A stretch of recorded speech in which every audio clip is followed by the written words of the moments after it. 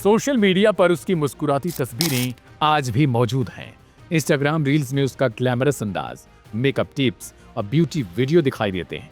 लेकिन दिल्ली पुलिस का दावा है कि यह उसकी जिंदगी का सिर्फ एक पहलू था। दूसरा पहलू कथित तौर पर अपराध की दुनिया से जुड़ा हुआ था। कहानी है महफूज अली उर्फ बॉबी कबूतर और उसकी करीबी सहयोगी खुशनुमा अंसारी उर्फ नेहा की, जिन्हें हाल ही में दिल्ली पुलिस की स्पेशल सेल ने गिरफ्तार कर लिया है। करीब 45 साल का महफूज अली, जिसे चौहान बांगर इलाके में कबूतर पालने की शौक के कारण बॉबी कबूतर कहा जाता था, दिल्ली पुलिस के रिकॉर्ड में कई गंभीर मामलों में वांछित बताया जा रहा है। पुलिस के मुताबिक वह हत्या की साजिश और गैंगवार से जुड़े मामलों में संदिग्ध या आरोपी रहा है। जांच एजेंसियों का कहना है वह लंबे समय से फरार था और लगातार ठिकाने बदलकर गिरफ्तारी से बचता रहा। दिल्ली पुलिस की स्पेशल सेल को हाल में इनपुट मिला कि वह महिपालपुर इलाके से गुजरने वाला है। इसके बाद टीम ने इलाके में घेराबंदी की। आधी रात के आसपास इस संदिग्ध कार को रोका गया। पुलिस का दावा है तलाशी में हथियार बरामद हुए और कार में सवार महफूज अली उर्फ बॉबी कबूतर, खुशनुमा अंसारी उर्फ नेहा समेत 4 लोगों को गिरफ्तार कर लिया गया। फिलहाल सभी से पूछताछ जारी है। पुलिस के मुताबिक फरारी के दौरान बॉबी लगातार फर्जी पहचान का इस्तेमाल करता था।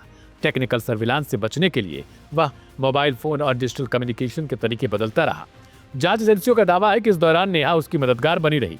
आरोप है कि वह गैंग के सदस्यों के बीच संपर्क बनाए रखने, ठिकाने बदलने में सहयोग करने और लॉजिस्टिक सपोर्ट देने में सक्रिय थी। हालांकि इन आरोपों की न्यायालय में पुष्टि होना अभी बाकी है। जाफराबाद डबल मर्डर केस में भी पुलिस ने बॉबी का नाम लिया। 16 दिसंबर 2025 को 2 भाइयों फजील और नदीम पर फायरिंग की घटना में 48 राउंड गोलियां चलने का दावा किया गया था। पुलिस के अनुसार इस मामले में बॉबी कथित तौर पर मुख्य शूटरों में शामिल था। इसी घटना के बाद उसकी तलाश और तेज कर दी गई। इसके अलावा साल 2022 में पंजाबी सिंगर रैपर सिद्धू मूसेवाला की हत्या के मामले में भी जांच एजेंसियों ने उसके नाम को संदिग्ध रूप में जोड़ा है।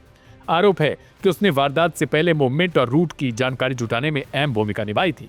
हालांकि इस मामले में जांच अभी भी विभिन्न पहलुओं पर जारी है। अभिनेत्री दिशा पाटनी के घर फायरिंग की घटना में उसका नाम सामने आया था। पुलिस का कहना था कि कथित तौर पर हमलावरों को हथियार उपलब्ध कराने की दिशा में उसकी भूमिका की जांच की गई। वहीं ग्रेटर कैलाश में जिम मालिक की हत्या के मामले में भी उसका नाम सामने आया। जांच एजेंसियां इन घटनाओं को कथित तौर पर लॉरेंस बिश्नोई और हाशिम बाबा के नेटवर्क से जोड़कर देखती रही। इस पूरे मामले में सबसे चौंकाने वाला पहलू नेहा की भूमिका को लेकर सामने आया।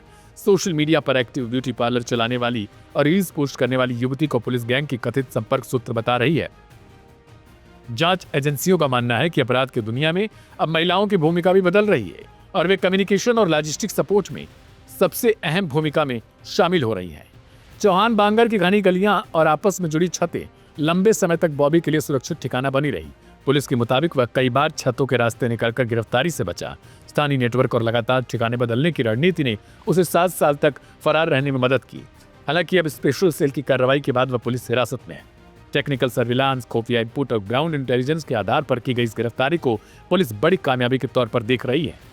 दोनों आरोपियों से पूछताछ के जरिए नेटवर्क के अन्य सदस्यों और फंडिंग के स्रोत की जानकारी जुटाने की कोशिश की जा रही है। यह मामला सिर्फ एक गिरफ्तारी की कहानी नहीं, बल्कि बदलते अपराध जगत की तस्वीर भी पेश करता है, जहां एक ओर सोशल मीडिया पर ग्लैमर और लाइफस्टाइल की झलक दिखाई देती है, वहीं दूसरी ओर पुलिस का दावा है कि उसी प्लेटफॉर्म का इस्तेमाल कथित तौर पर कम्युनिकेशन और समन्वय के लिए भी किया गया।